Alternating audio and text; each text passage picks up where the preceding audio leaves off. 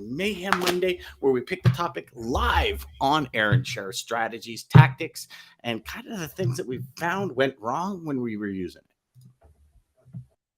it. To the HPLS podcast. Live, relevant, and high performance information, conversations, and education weekly.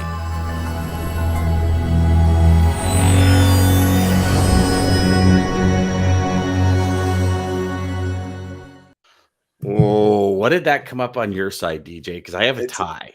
It's a tie on my side. It's a tie as well. All right. I love you guys. Good morning, Jeff and Lisa. God, you guys are battling up Monday morning. First thing, eh? Awesome. Good morning, Antoine, as well. What's up, man? So, how was the weekend, brother? Good? It was good. It was good. How about you? Good. Oh, fantastic. Work, more work. Work. And then my knee was just killing me yesterday. Killing me. So I took the day off, actually, which was nice. It was good. It didn't do very much. And then it was funny because my wife and I were talking on the weekend, and I was kind of sitting there when we were taking the day off, and I said, holy good doodle. I have no idea what I'm going to do with myself when this project's over. Like I've realized I don't quite know how to relax. Now be honest. I was just gonna say. So, are you thinking of your next project? Are you actually gonna Yes, which is crazy because there's a ton left to do. But yeah, and I shouldn't, because it's one of these things where we want to enjoy it. Like exactly. When you transform, when you transform an area, right. I've found. Even the last time when we did when I did a major deck at the back and put an outdoor kitchen and everything in, it was a lot of work. It was pretty much a whole summer. But it was like, as soon as it was done, it's like, okay, what's next? But that's very often how our sales happens, right? We go into sales and we're using something, or we're using a sales strategy that works. Yeah. We're like, what's next? What's next? Yes. And we forget. Maybe we neglect to use what works to get to that next level, right? Or you get some great advice and you're like, yes, and you write it down and you never utilize it. But it's crazy how. Anyways, listen, I do that. Get into a whole topic about that. I was doing that a lot, but yeah. I know what you're saying. Yes, and it's crazy because I think we've talked about paralysis by education quite a few times, and it's funny. I was having a conversation with a student last week where I actually I don't know if I've ever shared this or not, but in discussion with how long it actually takes me to get through training programs. So for example, I'm in two courses, right? Three major courses.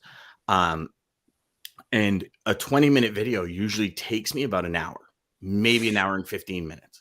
Notes? Because it's like you hear a portion and you stop, and I make sure I kind of map that out, and then I move to the next, and I map that out and I move to the next. And the last thing I do on the map is, how do I implement it now? And it's so it takes me a while, and I've once I shared that with this gentleman, it was like, really? And I said, yeah, because it's sometimes we have this speed to get to where we want to go. And I don't know if you remember when we had Bob Berg on a while ago, but he had said, you can't push a rope down a hallway, you can pull it. And I don't think there's a better analogy for a Monday morning. How many of us have tried to push a Monday through because we had a crazy weekend, or it was like Super Bowl pushing that rope? Yes. Yeah. And you're trying everything you can, and then the rope's around you and it's coming up over your hands, and you're just like, oh, you're getting so frustrated. Get out of here. Yeah. And instead of walking down to the end of the hall and going, so I don't know. But I don't even know how that came up. I like it. Oh, the weekend. How was your weekend? Great analogy. So, jeepers, did we just go off the rails there, brother? Or what? I hope it helped. I hope it helped somebody. So here we go. We got a full list. We're gonna go. Ready? What strategy? Stop. I want one of those first ones, unless unless the pile changes. Okay, so this is actually a really good one. Jeez. It's amazing how things connect. So, intention with every interaction. when a call goes off the rails, intention brings it back. Our conversation just went off the rails. Intention brings it back. Set intention before any action, the difference between doing or doing to accomplish a mission. So those were some of the points that I put down with intention for every interaction. So when you hear that, what do you immediately think of, DJ?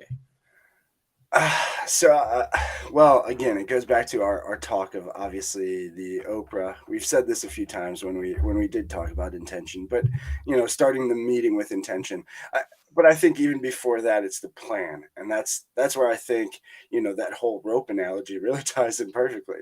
If you plan your week, you can be at the end of the week pulling that rope. But if you're just reacting or not really setting that intention. I mean, everything I do has some sort of intention to it. I mean, wearing the Cleveland stuff, I'll say it. I'll throw myself out there on blast. I have been trying to move out of here forever. I've been to North Carolina, Phoenix. I've been everywhere. But I'm here. It brings me back here. So I figured, hey, I got to represent it. It's me. And that's my intention of wearing the Cleveland stuff is so when you watch me, you remember. Yesterday, saw a movie on Netflix called Heart of Champions. I don't know if you ever seen it. So, and I should actually Google to see if it's a true story, but it felt like a true story about a rowing team. And they bring in this coach, a new coach, and they're like explosive off the line, and they die, 1,000 meters in for a 2,000 meter race, and then they always lose. And his first question is, why are you here? And, the cocky captain, he goes, well, this is the training session and you called us. He says, no, why are you here?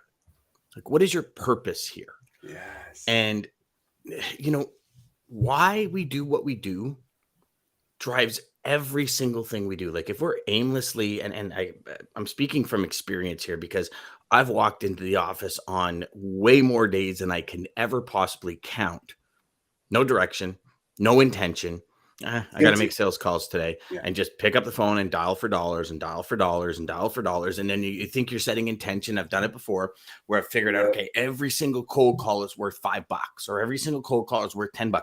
And I would print a bill off the internet and tape it to my phone. So every time I, the subconscious, every time I picked up the phone, it was worth $10 and did that. And that worked for like a week. And then aimlessly would walk into work again and walking with that intention to some days walking with the intention to say, I'm going to crush it. And then something would happen and the day would go to, a shit show for lack of a better term. And you'd never get it done.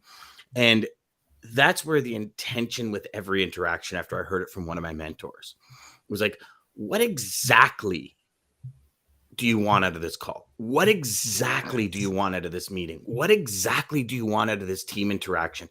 What exactly?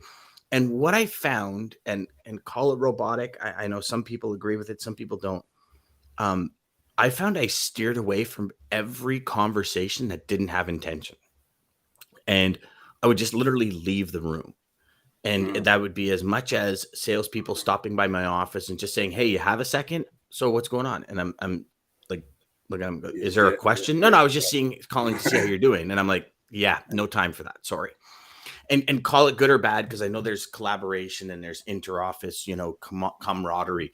But I don't know. I got to the point where I was like, okay, I'll be polite and I'll be, a colleague, but like, we're not friends. I leave the company and brother, when I left, I really don't speak to anyone from there. The odd time I'll call somebody when I'm driving through town. I'll call one of the managers because he was a really cool guy, Peter.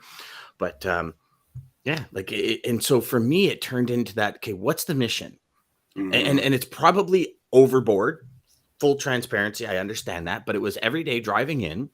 Yeah. I would do my automobile university, and about 5 minutes, 10 minutes before the office, I'd shut everything off and the car would be silent. And I'd literally talk to myself and say, okay, what's the intention for today? Like, what do I need to get done? What is going to help me move forward in my big 5 moves? How am I going to plan it?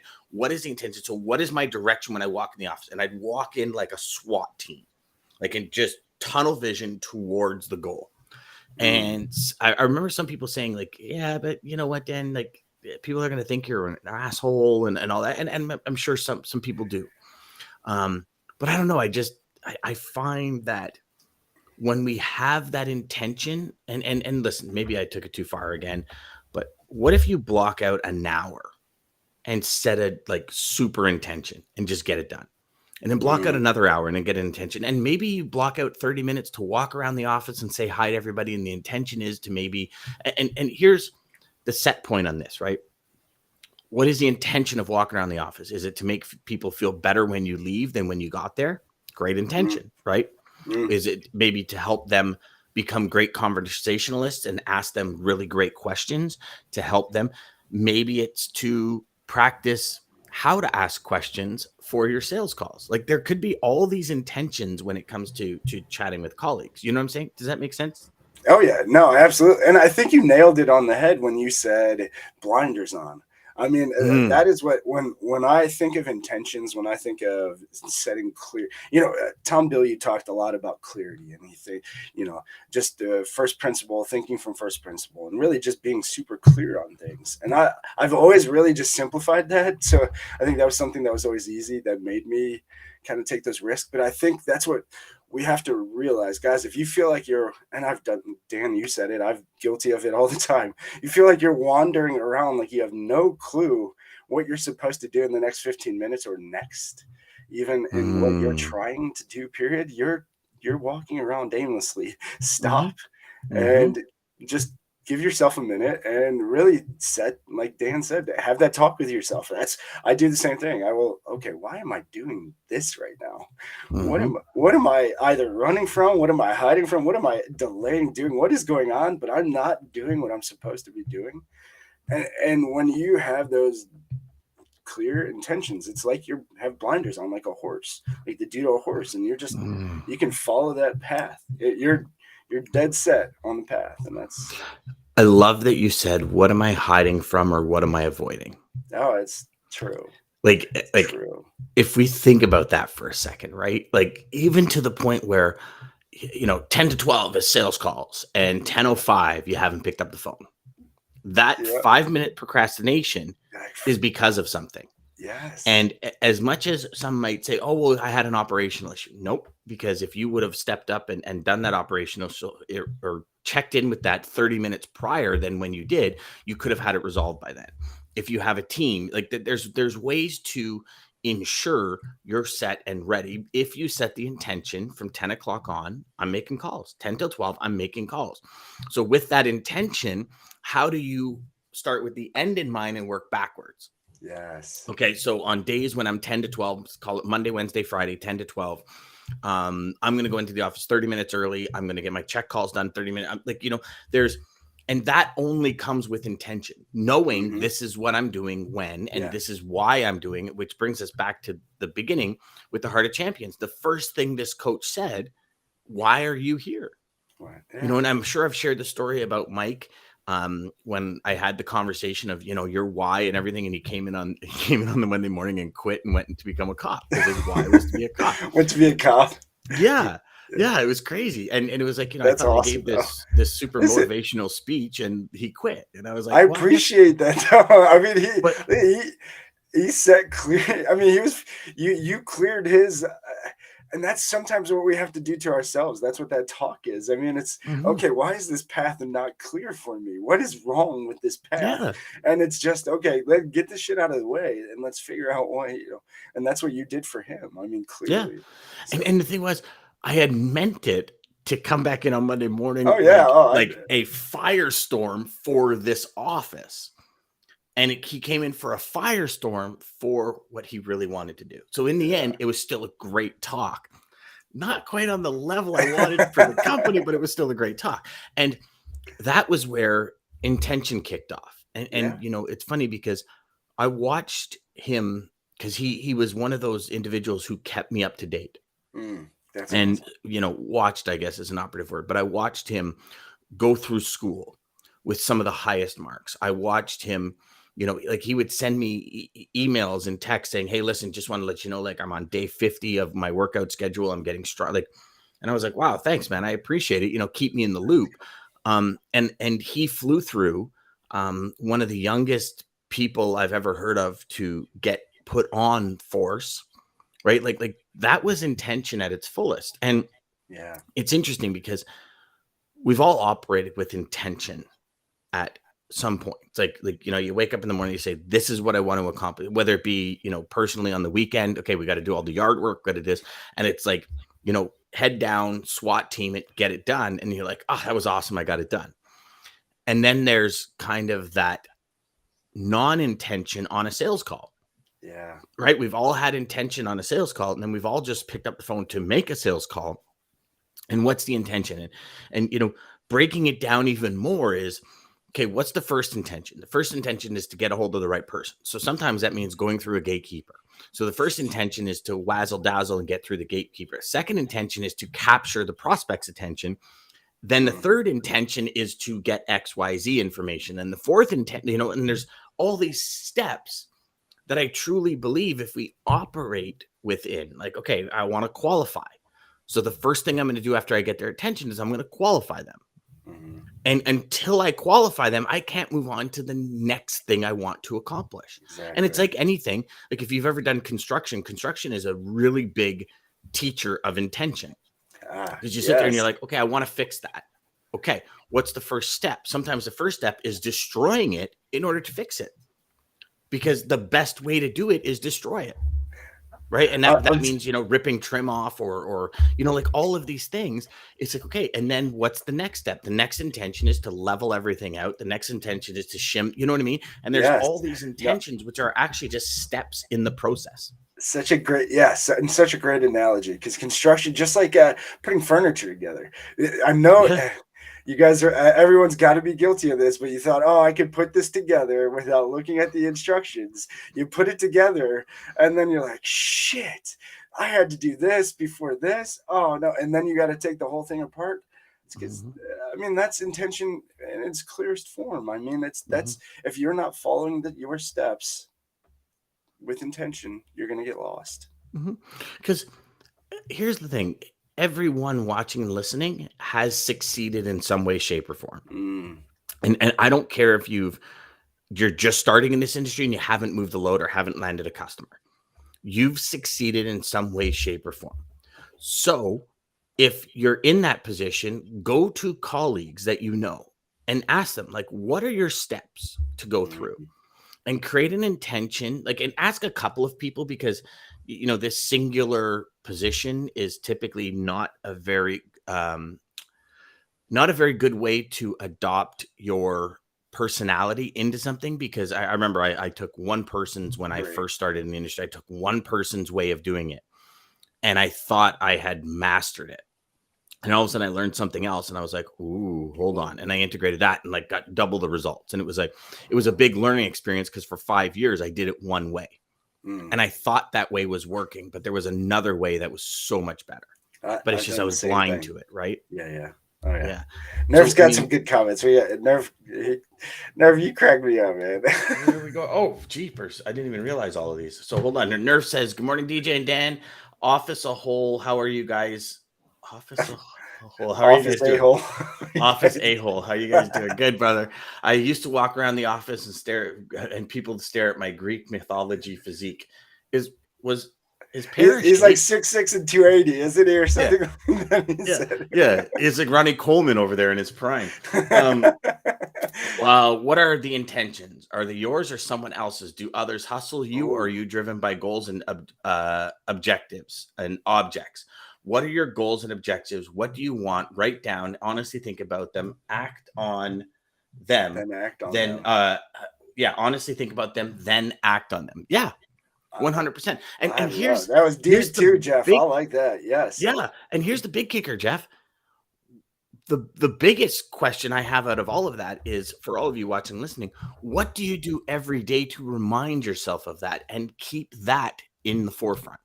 Like, because that's paramount, right? It's great. And I'm sure a lot of you after today, Jeff's comment nails synchronizes everything down into a single paragraph. Absolutely. But what are you going to do tomorrow to remember that? What are you going to do the next day to remember? What are you going to do the next day to remember that? And, you know, part of that is a lot of these. And I still have to go out and get Scotch tape Actually, I think my wife got some on the weekend. But what I do is I have certain sayings that keeps my intention at the forefront. One of them being this. It's like your Choice by blinders. choice, I get closer to or further from my goals. Yeah. And, some people say, well, Dan, you still do that every day. Every day. That's what this is. I have to. This is my intention for the day. I spend 35, 40 minutes a day going through my calendar, looking at each appointment, writing my appointment down, and then saying, okay, what's my intention? Brackets. What do I want to accomplish? Like, intention is everything. When you drive intention on every single interaction, here, do me a favor. 1 week, every one of you do the work to say, I have this meeting. What is my intention? I have this meeting. What is my intention? And keep that intention, even if it's on a piece of paper right in front of you while you're doing what it is you're doing. If you have a presentation, what is the intention of the presentation? Keep those references in the presentation, like put them in there somewhere. Here's the reason why I'm showing you this, and set the intention with your prospects, set the intentions with your customers. Here's the reason I'm sharing this information with you on this. Here, exactly. I guarantee you without a shadow of a doubt, just as sure as it's going to get dark tonight, you will be so much further ahead, and the week will feel like you absolutely crushed it. 1 week. And to make it such a habit, I mean, do it with everything. Do it with your significant other. Do it with your kids. This is why I'm telling you this, and set the intention. Start. And literally, I think if you can set the intention in the beginning with everybody, it'll become such a habit. That's actually a great idea. That's actually a great. I tend to do that more on the business side than anything, but that's actually a really good idea, DJ. It helps. Yeah, that's crazy. It helps. and that's the key, right? That's the big key. Is if everyone is on, and not only that, if you set the intention, like, hello, Mr. Prospect. I know I outbound called you, but my intention is to figure out if we connect, and then let's talk about working together. Does that sound fair? Yes. Now you're on the same page. Yes. In the conversation, and talk about the same page in the conversation. We are now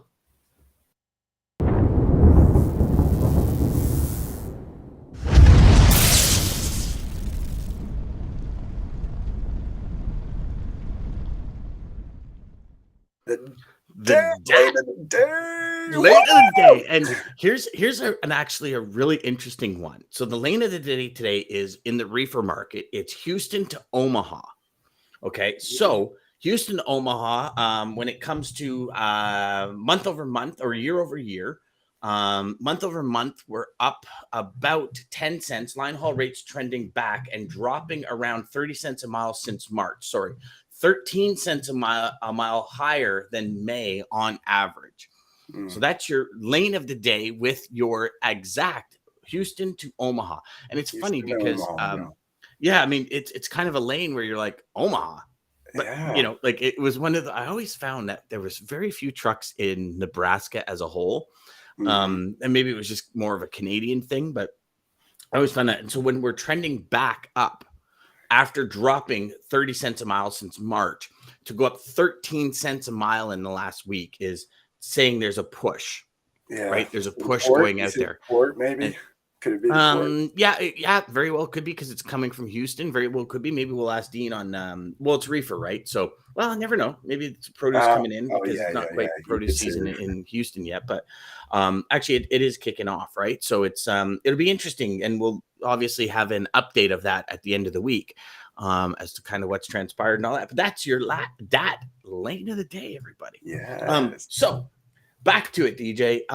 What are and I know we're actually, we'll be pretty good on time. We're doing pretty good. We're facing. We're not getting ahead of ourselves. I'm watching the clock, so we're not going to go over too much, I promise.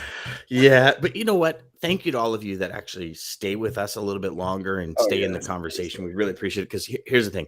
We understand, like, y'all aren't just waking up in the morning saying, I don't know what I've got to do today. You got things to do. You got customers to serve, and to be here with us is amazing. So you are setting your intention to start the day right, and we want to help you start it right. I like how you put that in there, DJ. That was good. So what are some tricks that you use? What are some triggers? What are some of the things that you use to set intentions throughout your day? So honestly, it's the book. I mean, I use a planner too. This Zig Ziglar book, guys. If you don't have a planner, if you don't have a planner you're already using, man, this Zig day planner. I mean, it really helps you set your intentions because even the way it's designed is okay. What are your big goals? Okay, now take those goals and you're going to make those your weekly goals, and now do this. And I mean, it literally is setting intention in every single. I mean, where I am so Sunday nights is that's my thing, and then at the end of every night before I go to bed, that's what I'm looking at and just breaking down what do I have to do next.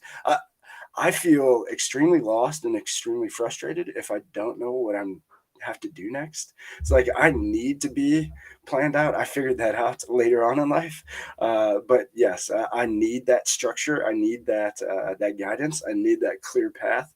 Otherwise, I'm sidetracked a million ways. So just really knowing. I guess the trigger for me is my internal. I've become extremely self aware. So if I feel like I know because I use a calendar. I mean, I think my phone's beeped like 10 times right now in my lap. Like, oh, you got this coming up. Oh, you got this coming up. And it's little notifications or my calendar and my phone. Again, good triggers to just keep me again on track. It's those blinders keeping me focused. But that's without those, I'd be lost. I'd be lost. Okay, that's actually a great way. I choose 3 words to set my life by: energetic, enthusiastic, and impactful. And I set those 3 words to go off 5 times a day as one trigger for me. So if I'm feeling low on energy, energetic, enthusiastic, impactful, those are the words you want to live by. That's the note kind of every 3 to 5 times a day. Same thing. Most nights I sit down with my agenda. If I don't do it at night, I do it 45 minutes, an hour in the morning. I ask myself certain questions: who needs me on my A game, all that kind of stuff that we've been over a couple of times. One thing I do is I say, what can I get excited about today? And I answer that in depth. What word describes me today? I answer that. I look at my notes all the time. And for me, the biggest thing for me when it came to intention is every single thing that I put in my agenda, as I write it and as I book the meeting, because I don't know about you, DJ, but I like have meetings booked a month out, right? And you have a conversation with the individual, and this is where the next setup and the intention of the next setup done in the present really helps. Because what I do is I set the meeting, and then in brackets, like in my calendar and in my agenda, I put under notes, like personal notes, not that get sent to the invitee. Oh, yeah. My intention based on the conversation, because like you, sometimes it's like, oh yeah, I remember that conversation, but certain words and certain mannerisms, certain emotion in the conversation dictate that route. And I've found it to be extraordinary when I put the intentions of the next meeting now. So if you and I had a meeting in a month and we talked about something, I said, okay, the intention is to do this. Once that's done, do this. Once that's done, do this. Once that's done, do this. And then I just kind of flush it out of my system. But when I'm setting up the meeting, it comes, a month time, and I'm sitting down, I'm like, oh my gosh, I got my meeting with DJ tomorrow. And I look at them like, yes, those are the intentions. So I rewrite them in the agenda. And for me, that's kept me on track in business meetings, like hands down. And I love the way you explain that. It's like checkpoints in a video game. I was just playing Sonic, and it's like those little, like that little, every time that little bar there. Playing Sonic. I was playing it with Coop. I love that game. But yes, when you explain that, I thought of that. I thought of literally that red bar, like, boop, okay, that's the next checkpoint, and that's where you're at. That's the next checkpoint. That's where you're at. And yeah. Well, when's the best time to do anything? Right now. Like we have the call now. In a week from now, we'll say, hey, do you remember that conversation we had on Monday the 13th about intentions with every interaction? And it's great because we'll recall moments, but we won't recall the specifics. So things like you just said, what are you avoiding? What are you hiding from? We'll remember things like, oh yeah, we said, hey, make an interaction with every, make an intention with every interaction. We'll say some things, but the inner workings of the conversation, we won't remember the entire thing. Now, will it, or can it come back to us in different moments? For sure. But do you really have those moments? You got to be prepared walking in, because what's the biggest thing we've learned? And tomorrow we've got Tony Darnell, who's coming in, another customer, and I'm pretty sure I know exactly what he's going to say when it comes to how much time he actually has. Yes. So when somebody reserves the time, like all y'all do in this morning session, we got to get to it.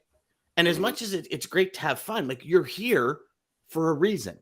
What's the intention of you being here? Our intention is to deliver the best people in the industry, the best education in the industry, and help you achieve your goals. That's the intention with every call. DJ and I sit down and go, okay, this person on the show, no, not going to match. Yep. Let's get rid of them. And we have a very stringent qualification process. Certain things we won't bring to the show because we have an intention of what we want to deliver. And that should be the process for everything you do. Yes. Everything. I know it will drive huge results for you and for your teams and for your company. Well, and I'll tell you just how easy it'll make your life. I mean, when I set those intentions and I am so clear and reverse engineer my goal, what I'm going to, my path, what I'm trying to do next, that I know what I'm supposed to do in the next 15 minutes, the next half an hour. I don't. You don't have this anxiety like, what's next? What am I supposed to do next? How do I get there? You just know. And if you can just set your intention so clear that you just know what's next, oh my goodness. Well, especially if you're doing cold calls, and especially if you're new to the industry. Like, if you're new to the industry, like some of you veterans out there might say, yeah, you know what? Like, I immediately, this is my go-to. And it's a habit intention. So this is what I do first. This is what I do second. I would also suggest, if you just reviewed those intentions before you did it, you'd probably be more powerful at it. But even bigger is those of you that are new. Yeah. What is your first intention with every email, with every phone call? What is the second intention? What is the third intention? And then if you're doing an email, like blasting out emails and emailing or DMing people, ask yourself, does this DM hit my first intention? Does it hit my second intention? Does it hit my third? And list them out. Like, every prospect, you can have the same intentions, and then they'll differ once there's a connection, because based on how they qualify and so on and so forth. But for prospecting, it's like, what's the first intention? Qualify. How do you do that? That's all you focus on. And then the second intention, figure out why they buy. And then the third intention, fulfill the why. 3 times, all the way around, every time. Lock it in and just get better at it. Love it. All right, guys. Well, we are just over, so I am going to cut it there. Thank you so much, though, everybody, for joining us. Again, Monday through Friday, 9 a.m. till 9:30 Eastern Standard Time. Sales Chatter Live. Start your day right with us here. And if you are watching this on our replay later on YouTube, like and subscribe down below to just get notified when we're live next. But again, if you want to start your day right, start it here with us. American Logistics, Centurion Trucking, thank you so much for making this possible. Check out their little Dan's amazing voiceover. Dan, you have a great. Maggie was like, I didn't know that was Dan at first. I thought that was like one of those people from the radio or something. I'm like, yeah, that's Dan. It's funny, DJ. When I'm doing video, like when I'm doing the voiceovers, I like, as soon as this plugs in and the red light goes on, it's like I go, hello and welcome to it. It's like, and then when I'm doing the audio in Audition afterwards, it's like, I've done some reverb on it and stuff like that, and kind of sound like the guys announcing the NHL games and stuff. Yes, I just think it's a great job. Guys, catch it when he shows the video, especially his line, "Design your life today." You wanted to start designing your life today, start setting intentions. That's what I can killer. That might, I don't know, DJ. That might be the quote. Well, I'm gonna finish with one that I know you like. So, Amelia Clark, and this is: my father always said, "Never trust anyone whose TV is bigger than their bookshelf." So I make sure I read, y'all, and set intentions. That's good, but I think your comment, your Your quote just trumped that, brother. Way to go. Well, thank you. Thank you. Centurion Trucking. Our motto is people before profit. Today's market requires more transparency, consistency, and focus on what our clients need to win. Centurion Trucking and American Logistics are poised to help their clients achieve and surpass their targets. If you're looking for a team that honors your needs, dreams, and aspirations, then get a hold of Daman at American Logistics or Centurion Trucking.